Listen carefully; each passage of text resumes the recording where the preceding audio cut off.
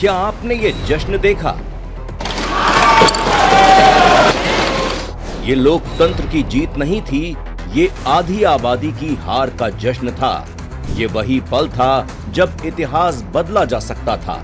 300 से ज्यादा महिलाएं सीधे संसद तक पहुंच सकती थीं, लेकिन एक झटके में विपक्ष ने महिला आरक्षण बिल गिरा दिया।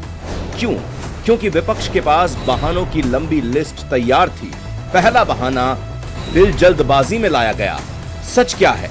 न जेपीसी की मांग हुई, न गंभीर बहस, बस सीधा विरोध। हर छोटे मुद्दे पर कमेटी मांगने वाले महिलाओं के मुद्दे पर अचानक चुप हो गए। क्यों?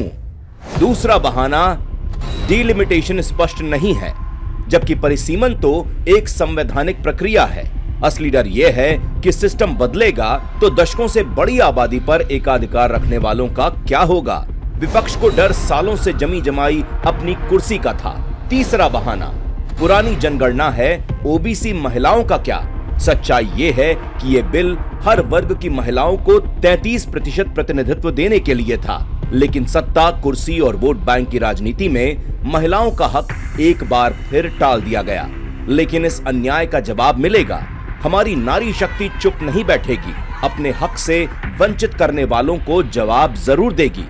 विपक्ष को इस पाप की कीमत सदियों तक चुकानी पड़ेगी।